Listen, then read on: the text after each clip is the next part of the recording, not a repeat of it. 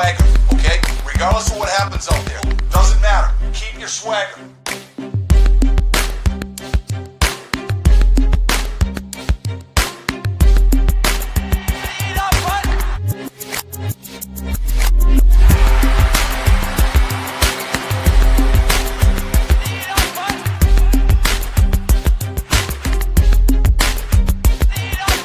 Keep your swagger.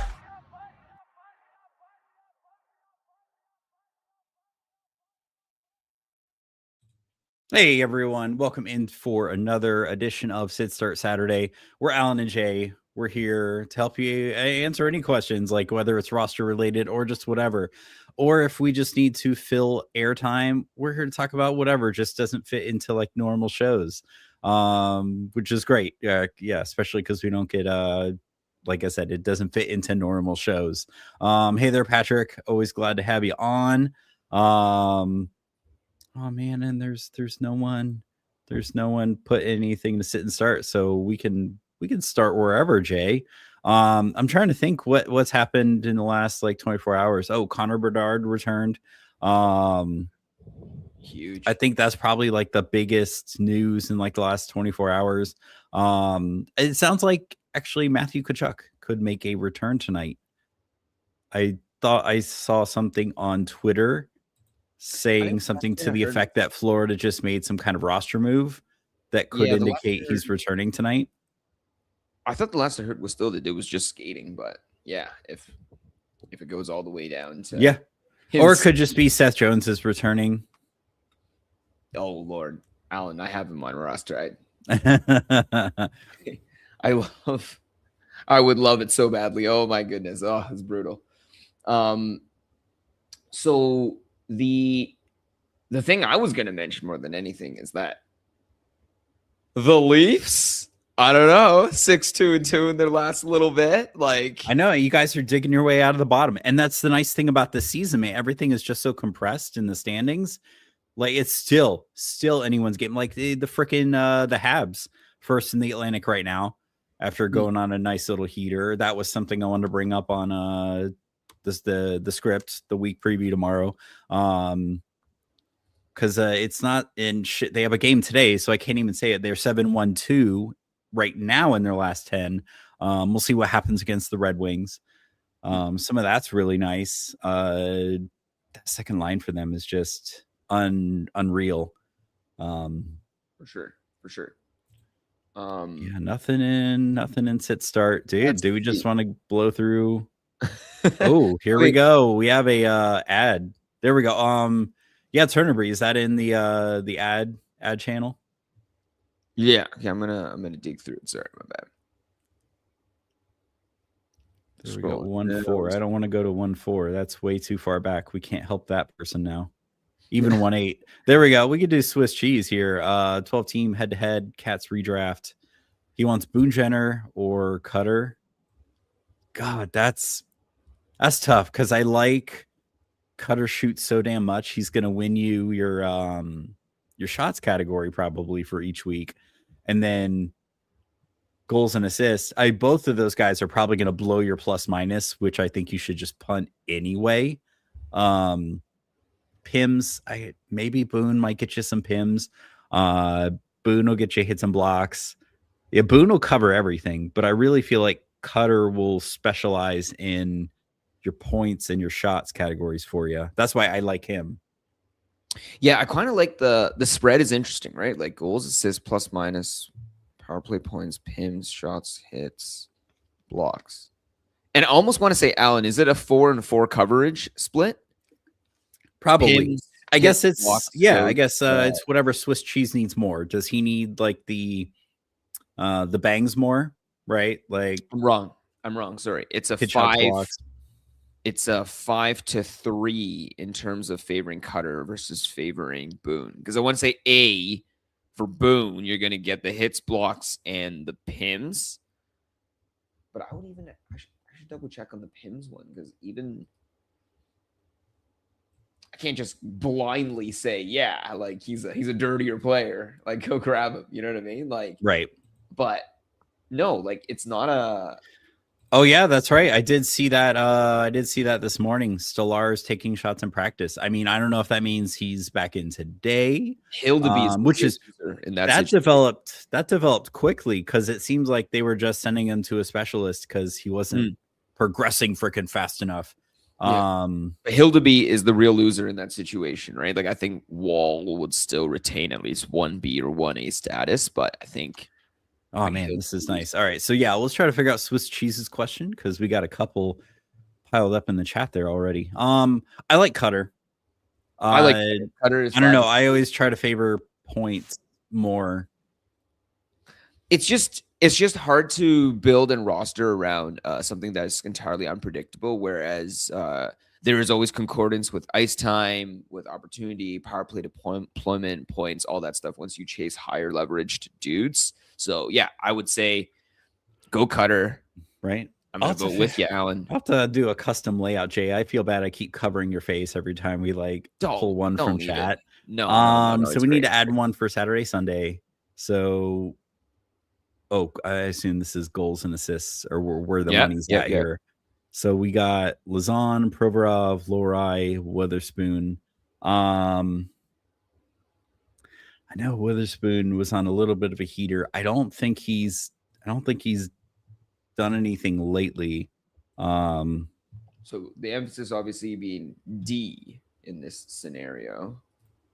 Right. He's looking for a D that'll score. Yeah, he's done nothing in a couple games. I thought, I knew that was a heater from Witherspoon. I don't like Columbus's opponents in Provorov at all. I really wanted to make the joke with someone on Twitter. Is the Beebs Bondy dude talking about Elvis's first start in 20 games is against freaking Colorado. So it's like that's either gonna be the biggest trap game ever, or it's like, all right, boys, load up on every obscure Colorado player ever, because that's gonna win you your fucking week. Mason Lohrei, man, none of these are really sticking out to me. No, because I think the problem here is that all those guys are not. Sorry, I'm gonna check on Witherspoon. No, he had a little. I think he had 4 points in 4 games or something. Although Lohrei 3-3. No, I think aside from, actually Witherspoon is pretty serviceable in terms of his PIMs and sorry, not PIMs, his periffs. Jeremy Lauzon has, I know he hits a ton. Yeah, 100 plus hits so far. I just don't like what hits are worth in that league, man. I don't think any of the guys here, like Pokemon, I would be surprised if the guys you added on this would end up being aside from them scoring, because your scoring itself reflects and rewards scoring. It's not really a periffs heavy league in the way that Alan and I might play in a periffs heavy league. I would say of these guys, the likeliest to score, would you say is Witherspoon? Because Witherspoon still gets D1 access to, it depends who they have at that time, but either Letang or Carlson, right? Oh yeah, what is their? Let me look up daily face-off. Yeah, Witherspoon could, and that's probably why he had 4-4. Yes. Because he could stumble backwards into a Sidney Crosby, or now that Malkin is back, he could stumble backwards into some Malkin. He is paired with Erik Karlsson. Right. Okay, yeah. But I'm just thinking the other guy that would be interesting here, I'm even gonna check Provorov. I don't think Provorov gets top deployment. No, he doesn't. No, he does get power play 2 at best. Sorry, no, he gets D2, but he does get power play 2, which is already a unique one because, for example, Witherspoon only gets penalty kill 1. So no power play access for Witherspoon, but he still gets 5 aside access to, I guess, Sidney Crosby, and generational talents that way. So that would be what interests me. So there's a power play 2. Lauzon is not going to give you offensive upside, so he is just the hits play and just the blocks play. And with the scoring, I just don't think there's enough of a floor. I think we cut off Lauzon. Lauzon. So we say it's the remaining 3. And of the remaining 3, I think Lohrei is an interesting guy. I like Lohrai's ceiling. Yes, but his ceiling only goes, I think, if you get him to actually score this weekend, and he only gets the Right. upside of power play 2. Well, I like their opponents, man. I mean, yeah, Jonathan Quick is he's still got it. Like, I'm not saying that Quick is a slouch. Yeah. But I like their opponents. I don't like the one thing with Laura I don't really like is that Pittsburgh is on a eater right now, and the Rangers have offensive guys coming back. And so if you're thinking about game states that those games might be in, I don't know if it favors a D3 power play to D-man compared to, like a Witherspoon. I think are we between Lohrei and Witherspoon? I think is what it comes down to. I would honestly say it's Provorov and Witherspoon, because Lohrei for me doesn't get enough minutes to justify it. But how many minutes does Witherspoon get? 20. Oh shit! Disgusting. Okay. That's like, nice. What the heck are they playing? I don't understand Pittsburgh, Allen, but they're in the coveted playoff spot. I want, so it is what it is. Well, it sounds like Witherspoon is in our Venn diagram, so Witherspoon it is. He's in that overlapping section in the Venn diagram, so I kind of like it, and he could start up again, but I don't know, man. I like Lohrei's opponents. I do like Lohrei's opponents, and I feel like Lohrei would play probably more Well, let's. I want to take a look under the hood for Lohrei. I kind of like Witherspoon's opponents too, though, to be honest. Calgary, and then Calgary's not really scoring a whole lot, which sucks. Like I don't want to say I feel bad, but man, I really kind of, because I wasn't the only one who said like Calgary would make for some pretty good streams this week. There were not other pundits, but like I definitely saw other charts that were like, yeah, Calgary. But yeah, they're just not scoring this week. Offensive zone starts. Okay, so he does play some relatively sheltered minutes. I was gonna say as well, like in terms of facing Boston, even for Witherspoon, they do a Jekyll and Hyde when it comes to goalies, right? Like I think we were digging it up on the weekend preview, and that's right, because Korpisalo, yeah. So it'd be an interesting one if they got Witherspoon. I mean, I think it's a Hail Mary for any of these four guys to be, scoring, let alone scoring multiple goals. But yeah. And Lohrei is apparently, Lohrei's he's shooting hot right now, which again, that's what you want in a stream. You want someone who is like overachieving. Yeah, man. We gotta. Yeah, I mean, if Witherspoon is one that we're both kind of leaning toward, maybe that's who we go with. I'm trying to see if I can find the Pittsburgh Penguins emote. Oh, there we go. Well, this isn't in Discord, so it's like, or was it in Discord? Oh yeah, there we go. I'll add it. I'll do it first. Oh, you'll do it first. There we go. Yeah, for me it was between Lohrei and Witherspoon. And then Patrick asking about Texier. So yeah, man, could the current hotness, like, and I love how a lot of the Twitter chatter is, how could St. Louis let him go? No, let's take a step back. How could Columbus just let this guy go? Right? Because he was drafted like second round by Columbus. Like I remember when they called this kid up, like it was like, I think they tried to make him play center. This was when Columbus was trying to find that 1C for themselves. Like they couldn't, like, they kept having to fall back to Boone Jenner. But yeah, he hasn't really been, was he like a third of a point per game guy? Like this is flash in the pan. Although this could be, how many games in is he now? Maybe this is breakout territory. And we're starting to see it. It's entirely possible. How many games does he have? 262. So yeah, I think it's somewhere between like 200-300 is breakout. So yeah, so before the season, he's never done more than, all right. So his highest point total was 30 points in his last season with Columbus in 23-24. Just never really gotten much power play time, or I'm looking at shorthanded time. Yeah, never really gotten a shot on power play. Never really gotten much more than 15 minutes of ice time. Just never really got anything in Columbus. Only did like a year in St. Louis. Like there might have been a trade there. I feel like he was traded to St. Louis in the offseason or something. Or maybe they didn't qualify him as an RFA. But yeah, this is, I mean, he's getting that prime deployment in Montreal. So there's always a chance he could keep producing. But yeah, I would be cautiously optimistic on this one. I wouldn't like blow a bunch of fab or like use a high waiver priority to try and get this guy. I mean, he's literally a league minimum player, right? Yeah. Like, league minimum. Yeah. And here's the thing too, right? Like broken clocks are because didn't they was it a trade or did they terminate contract? How did he end up in St. Louis? I'm on his Puckpedia. I wish there was a quick way to look that up. I forget if that was I forget if it was a trade or if it was like a mutual terminated. Okay. Terminated is what they said. So yeah, because he was he signed a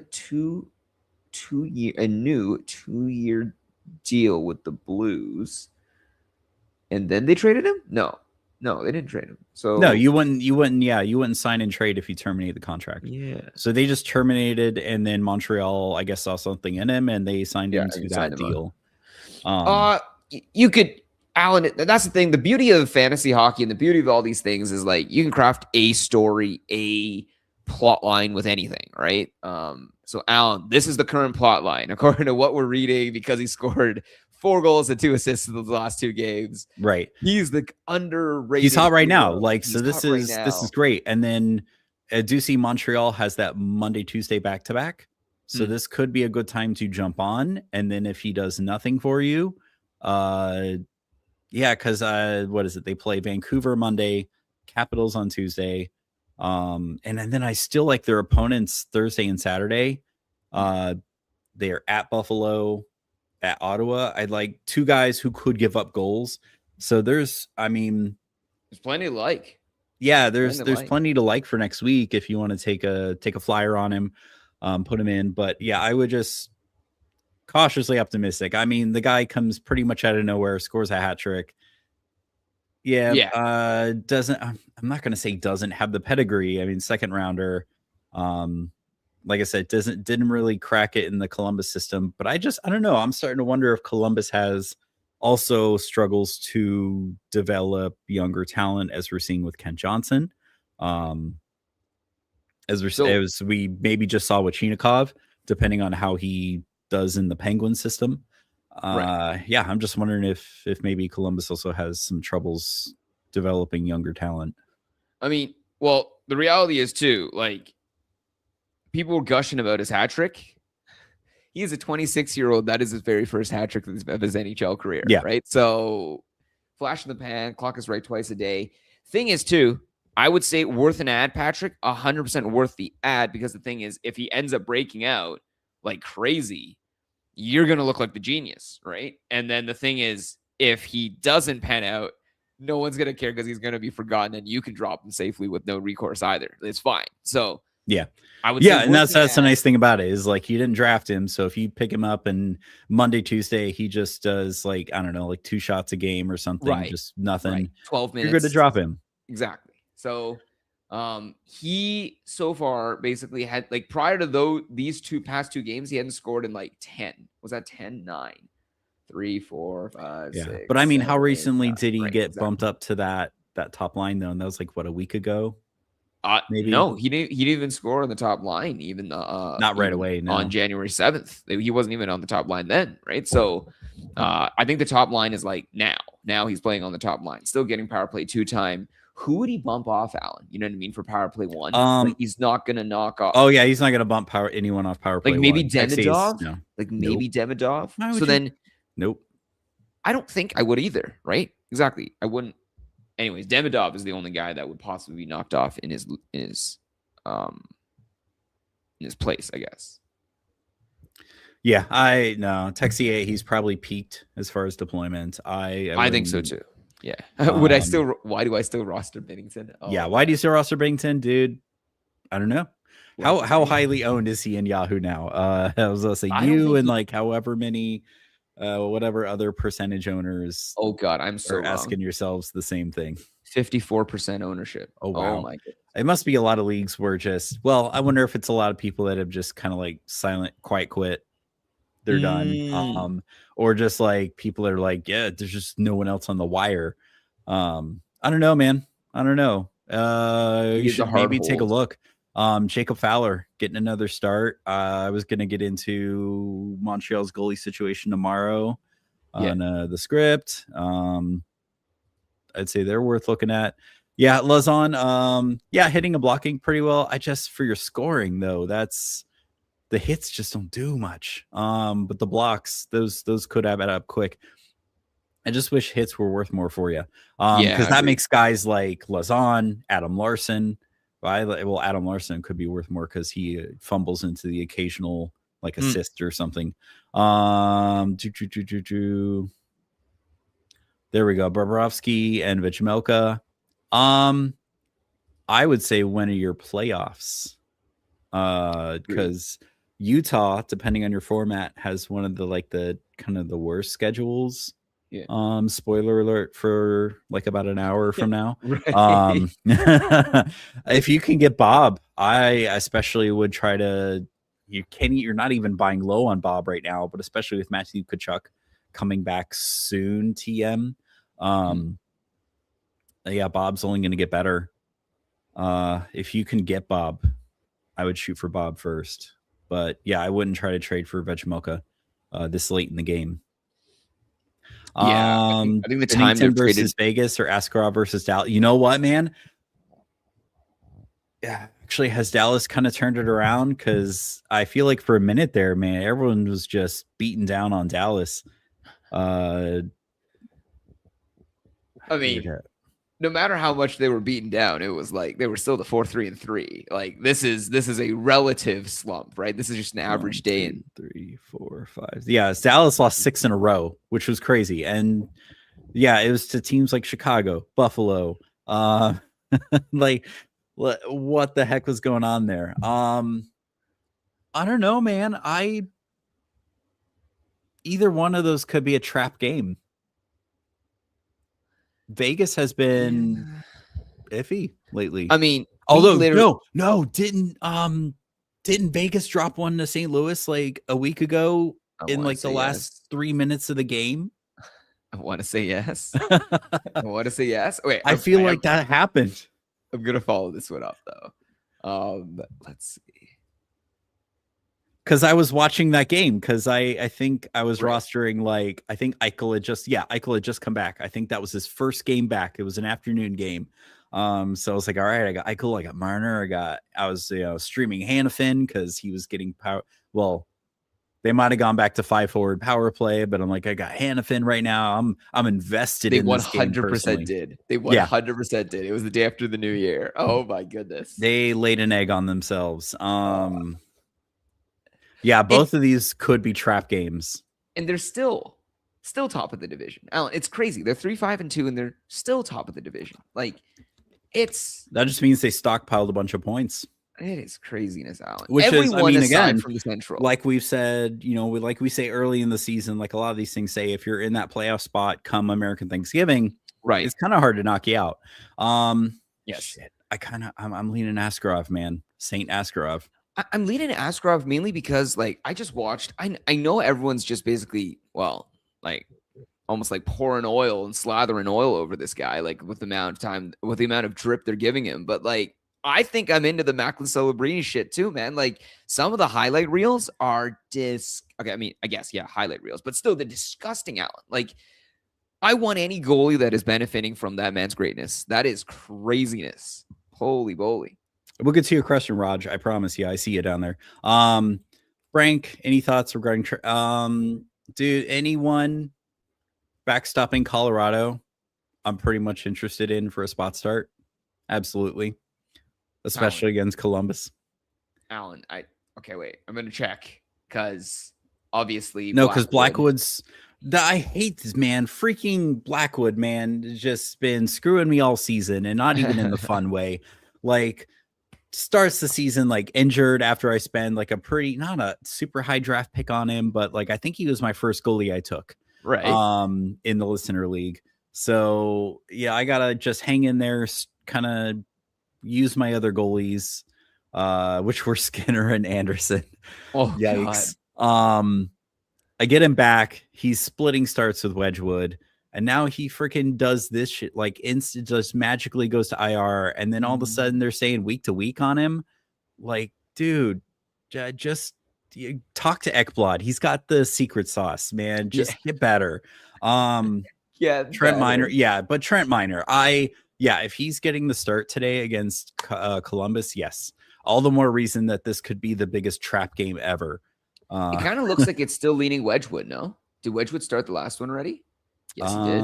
When was their last game? Probably Wedgwood started 4 straight. Ago. My goodness. Okay. Yeah.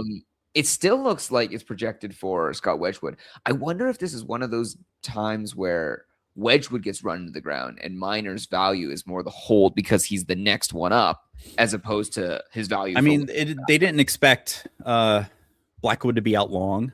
Yes. It sounds like, but still, that Wedgwood has shown himself to be just more than a backup. Good God. Wedgwood is like the better 1A, I would say, of the two this season. I know, and I hate it. I hate it.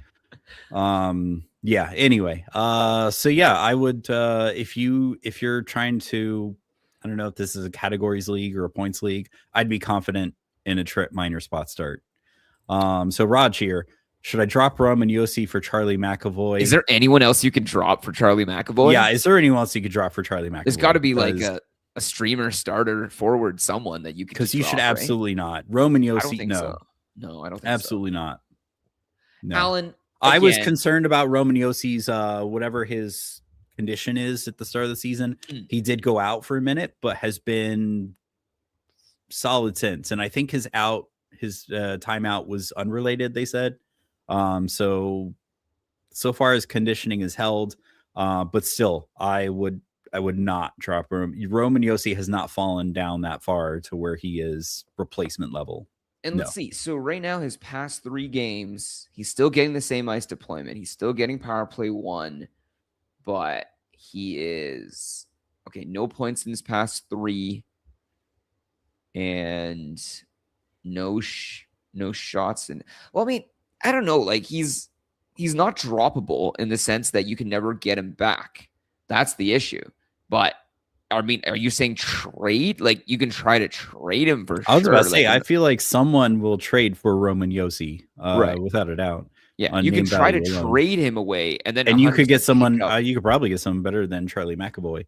And I know that yes, depending on your playoff format, that the Bruins have one of the better schedules. So I see some logic in that, but I hate to see you drop someone of that pedigree for just someone you get for free. You got to have like a 4th defenseman on your team, even in a 10 team. You got to have someone like who's like your 4th defenseman you could drop for Charlie McAvoy. You also have to understand, like Alan and I have played fantasy for a while, right? Like Roman Josi was competing with Makar. Or wait, I just started yesterday. What are you talking about? Exactly. But like Alan and I have played in leagues where Josi and Makar are basically fighting neck and neck, right? To be the first defenseman drafted off the board, right? Like this is for any new fantasy managers out there. Imagine if you were like messaging afterwards saying, "Hey, should I be dropping Makar for McAvoy?" Like that's the sort of setup where I'm going like, wait, what? The name recognition. It's not quite that bad, but yeah, Josi was probably still one of the first 5 defensemen off the board this season. This season too, as well. Yeah, but it happens. It happens, man. There's someone that's always like just an absolute draft bust. It happens. I mean, in that case, there's someone that you pick up like Darren Radish, who is just takes you to the moon. Yeah. I couldn't think of a vegetable joke, Alan, but it's okay. I'm moving on. But 100%, I would say the problem with the Josi setup is just that McAvoy is going to be good value, but please just drop somebody else, not Josi, unless your team is so stacked that Josi is somehow your like 15th or 16th player, in which case I would even say you probably can just hold your guys because they must be crushing it if Josi is literally your worst guy available to drop. That'd be a good problem to have, Alan, objectively. But I would, Yeah, and that's why I feel like, is this like an 8 team, a 10 team where like yeah, things Right. are that shallow. 100%. So Patrick offered Marchenko for Keller. I feel like that's slightly insulting. Oh man. He's already got Sergachev, Dursey, and Schmaltz. Okay, Alan. Swing over into trade talk for a second, because this is the one I wanted your weigh in on this too. It seemed like a slam dunk to me. Joel's from 12, I guess like 2:17 a.m. And that one was the one where I was looking and I'm like, wait, this seems like a slam dunk, right? Like I'm not seeing the part where yeah, sorry, because Gauthier and Svetch and Gunther, and I'm like, that's got to be the green, Alan, right? Like, am I missing something? Dilly guns. What's Gunther been up to? I mean, he's been doing well. He's been hot and shit, but like still. And again, I feel like there's he's a 60-point guy. So you're trading. What's Cutter doing? So you're trading like. Am I missing something? Like maybe there was a typo. Yeah. This is a smash green and run away with it. Right? Yeah, I feel like if you're getting Cutter and Svetch, this seems crazy. This is a no-brainer. Yeah. But it's like too much of a no-brainer where I'm like, am I overthinking this shit? Like, what? Anyways. Okay, cool. Yeah. So so Marchenko for Keller. I feel like that is maybe I'm not. Maybe I just haven't looked at both of them enough. So it's like I almost feel like that's Keller right now is what, relatively point per game, 41 points and 45. So and Marchenko is 35 and 39. So they're very similar players. What's the perif situation looking for Keller? The perif situation for Keller is 8 hits, 18 blocks. That's Marchenko. I like Marchenko's shot rate, 3 shots a game. His shooting percentage is right in line with his career. What's his hit and block setup? He gets you a hit a game, it looks like. I think Marchenko a block per game. I think Marchenko is probably the better overall perif player. I mean, so and I got to think forward a little bit at this point in the season. Columbus is toward the bottom of their division. They may not get better.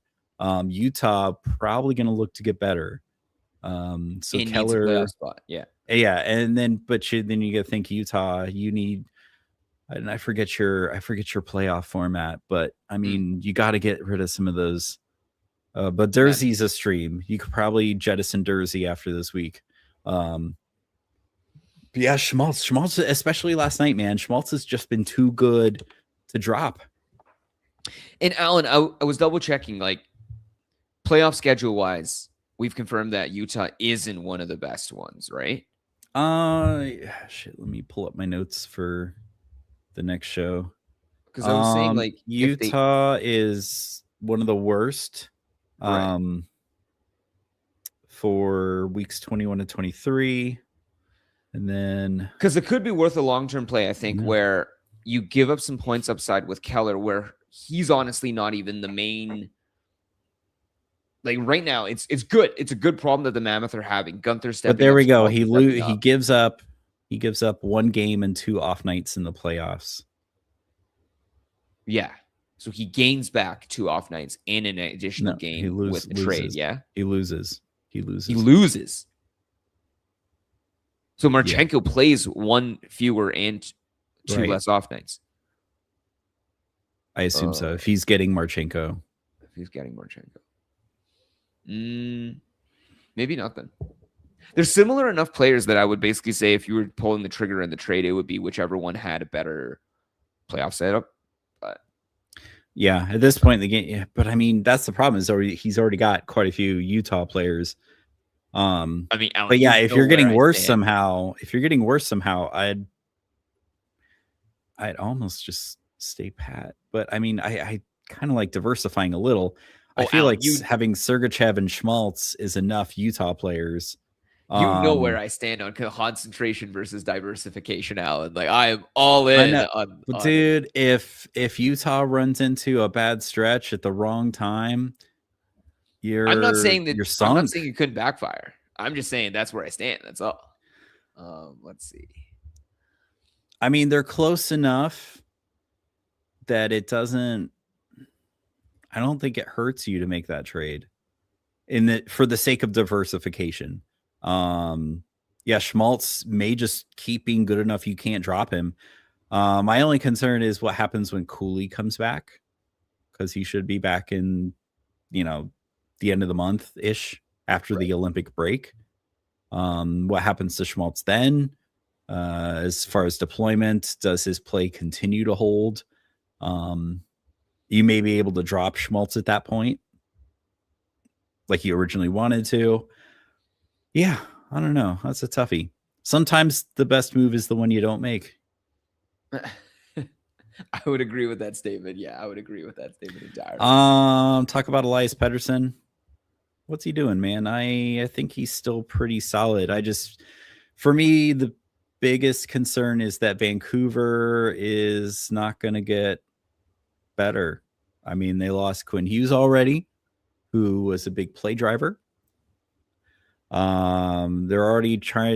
pretty much already talked about shipping out pretty much everyone that's not bolted down. Yeah. So who's Pettersson going to play with? Right. I mean, hopefully he didn't spend a lot of draft capital on him. What's he pacing for? So he's got 26 points in 35 games. He's pacing for 61 points. Well, he was out a few games. So yeah, he's about a 60-point guy. Which is probably sounds about right for him. I don't know if you're really going to be able to trade him.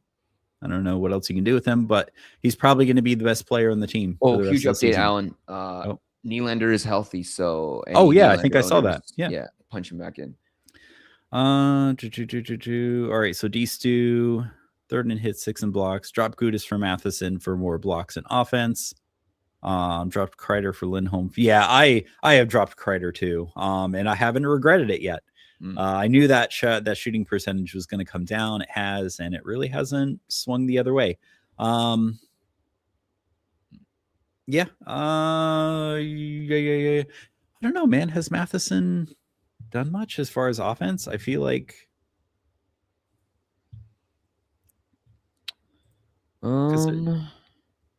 Well, the thing with Gudas too is I only recently realized like he's Big Daddy, but he's also like he's not irreplaceable. You know what I mean? Right. So that's not the end of the world if people decide. Yeah, you really are trading hits for kind of blocks and shots. Is there anyone else that can do with blocks either? Because I feel like there's got to be someone who can get a little bit more ice time that'll get you more blocks, other than Matheson. And keep in mind Nashville. Yeah. Yeah. I know what you mean. Okay. Yeah. Yeah, and that's I'm not completely against Marchenko for Keller. They're very similar players, especially if it gets you that diversity. Yeah, I'm not opposed either. Need to drop. I would drop Leonard. Sordiff has been amazing for me this week. Leonard, all right. I think I picked in one league. I picked up Leonard and Sordiff, and Sordiff has been like just indispensable for me this week. What's wrong with Rasmus Dahlin? I don't know, man. You would think with their heater they're on that he would have been part of that, but he has not been, surprisingly. Which is why that trade I made this morning wasn't as bad as it may have seemed. League I am in. I mean, Alan, I think if you announce that one to the listeners, they'd be like, "Wait, what is that trade?" Yeah. But I think it's just different priorities as well, right? When you're thinking about like literally when I think about different priorities, I wonder how much real life rolls into And that was going to be my first theory because he's taken, I think, a couple leaves of absence to stay with his fiance. Was it a heart condition or heart surgery? I think she had like heart surgery or something, Alan. It was Dude, like, what? Yeah, it was. That's fucking scary. Yeah, 100%. So I see his shooting percentage is down. His shooting percentage is almost half of his career. I see that already. His shot rate, though, right in line. I like that. His point pace definitely kind of down. I mean, he's still 29 points in 38 games, about point per pace. I think what's skewing it is that he has missed some of that time. But yeah, points per 60, not that far off, actually. So offensive zone starts, he's down a little bit. So he's probably taking more defensive minutes, which is great because they're actually getting scoring from their offense. But his, same power play share, his IPP. And again, for those of you who aren't, no idea what that is, IPP is if a goal gets scored, either you score the goal or you get an assist on it, basically. That's right in line with where he's been historically. Same on the power play. I don't know. I think I wonder if they're using him more defensively now that they actually have some players. But again, I don't know what Buffalo's gonna do because there's word of sign and trade with Alex Tuck to somewhere else, depending on what he does. Oh, there we go. This is we gotta move faster, Jay. We're missing some of this stuff. Yeah. There we go. So that's where he's saying like he does lose a little bit trading Marchenko for whatchamacallum. I'd probably just stay pat. Yeah. Caden Gooley is back. So all right. I think someone needs to educate me on why Caden Gooley is so highly touted, because I've definitely seen at least one question where it's like, should I pick up Caden Gooley? I'm looking at his stuff and I'm like, he doesn't do a lot of peripherals. He doesn't really seem to have, at least, what you can see in the box score, like super high offensive upside, like as far as actually getting the points. I'm not, Alan, is it something we just haven't seen yet? No, Alan, it's rationally irrational, which is the fact that I go on the way through, and every now and then I'm like, I think Bobby McMahon is great. I think Max Domi's worth the ad. And it's like, what do they all have in common, Alan? What do they all have in common? Exactly. We're just biased toward our own teams, watch them more, and if they make an extra hit or an extra shot, I'm like, Alan, I think Bobby McMahon's the guy. I think he's the ad. Because, I mean, that's cool. It's, I don't mean that sarcastically. I'm very sorry if that came off sarcastically. 2 points in 5 games for what he was here this season. Okay, great. Okay. So I look at, last year, 18 points in 55 games. Season before that, 22 and 70. I'm just not seeing anything that's like super impressive.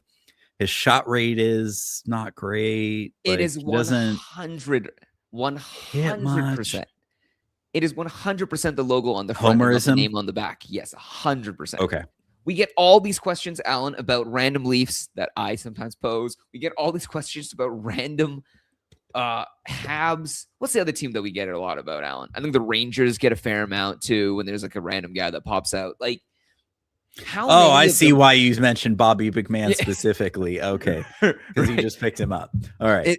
And it's like all these guys where, truthfully, I mean, come on. It's not. I just want to believe, Alan. I want Max Domi to hit that hat trick, and it just so happens I picked him up. You know what I mean? It's like random stuff. Who knows? Anyways. There. Yeah. Me too, Agreed. buddy. Me Agreed, too. agreed. Me too. For the listeners, I guess also, and this is, big spoiler for tomorrow. Yeah, I want to kind of dive in a little bit with the Devils, but I'm wondering how much of it is Jack Hughes is not healthy. And I wonder how much of it is kind of what we saw when the Rangers were like, yeah, man, we're trading Trouba, we're trading some of these other guys, like the trades will continue until morale improves. Where it was like they kind of missed the ball on the Quinn Hughes trade, and finding out like who was on the block has kind of, and this isn't in my notes, but I'm wondering how much of it was finding out who was on the block has kind of messed with morale. As in, you're saying the Hughes nepotism could have nearly been completed far earlier. I'm wondering how much of that messed with everyone's morale. Thoughts on Wallman? So, I mean, Wallman. You get 5 games. Is this a categories league? God, when he said 5G, I was thinking so many things were going with 5G. I was thinking like internet connections. I was thinking like 5 goalies. Yeah. Okay, there we go. Yeah, there's no one. I mean, I like the 5 games. Yeah. Yeah. That's a spoiler for tomorrow's show. Yeah, Edmonton has 5 games. Quote, 1 off night. Who is there to add, Alan? Podkolzin? That's pretty much the only guy. There's a couple guys, dude. It's in the notes. There's actually a couple guys that are worth talking about, I think. But yeah, Podkolzin is absolutely one of them.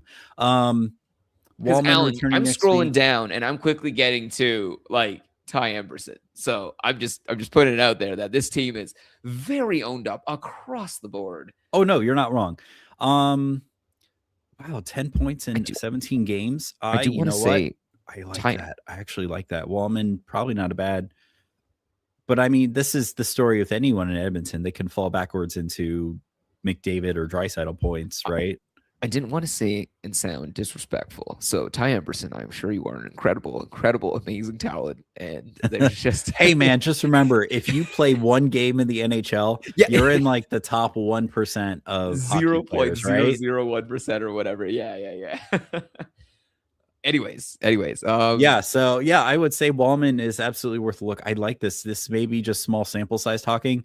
Oh yeah, that 13% shooting percentage, that definitely doesn't help things. But yeah, 10 points in 17 games. I like that. Beautiful. Peripherals. Oh, blocks. If you need blocks, yeah, man, that's like almost 2 blocks a game. He did before he went out. A little bit over 1 shot a game. I like it. Yeah, that's actually, and D-men, and especially on the busy nights, because they technically only have like 1 off night. That's something, we'll get into tomorrow. Yeah, they technically only have like 1 off night, but like a defenseman is going to be easier to slot in on those busy days than a forward. So Wallman, just even better. You're getting more games, easier games to slot in. So yeah, I don't, it depends on when he comes back though, right? Because who did I pick up? I think it was Protas, because 2 out of 3 leagues, I was able to scoop him up off wire, and then he was out for most of this week. So cool. So hopefully he comes back like today or tomorrow for you, so you get the full week out of him, rather than you scoop him up, stash him, and then he doesn't come back till like Thursday. Agreed. But yeah, man, I might have to look at that. Maybe just I'm gonna add that to my notes real quick. Actually, I don't have those notes up. Do we want to quickly jump through those trade talk ones? Because trade talk seems to be huge. There was actually one I kind of liked. Yeah, let me add. So quick answer, I guess. Saros, Vladar, Gibson. I'm gonna sound a little insane here, Alan. I want to give you your take first, and then. So, man, and this is tough, because there's this part of me that does want to say Gibson, but, and this is something I noticed when I was looking into Jersey. Detroit's getting lucky, but Detroit's getting lucky, but sustainably. No. Okay. Luck isn't sustainable sometimes, but but they're getting lucky. But they have Gibson to backstop them. That means Gibson is actually as good as we kind of, Frank Malkin came back a day or 2 ago. Second line with Kindle and Shinikov. I actually kind of like Gibson. I'm gonna say Vladar. I'm voting Vladar. But the main reason is I just see him as the better one not as in like one as in the only one, but more as in like 1, 2, 3, 1A, 1B. He's the better one. And Gibson, I think, is really kind of like going to tandem in a 60-40, 55-45 setup. Vladar is just going to be ridden into the ground until his groins give out. And I believe Philly more than I believe. And it's crazy because like both Philly and Detroit, they're teams that are rumored to be making trades to like improve the team. Yes. But no, right. I hate that when I vote and I'm just like, oh, I spit in the wind, like, and my vote didn't matter. No, I see Vladar, like, and I'm like, my gut says Gibson, but I know it's on the back of like unsustainability. Right. I don't hate either decision. I think that's the point. I think and honestly, I think both teams are in positions to be pushing and be playing like really meaningful hockey down the stretch. Yeah, and I think like I've said all season, I like the system that Philly plays in front of Vladar, which is probably what makes him so the part that so much better. The part that I agree with you as well about unsustainability is the Detroit Red Wings are what 6 points ahead of, or I guess they have a 6-point cushion for a playoff spot. But Alan, they are still a negative goal differential, right? Yeah. I think really it's just going to depend on.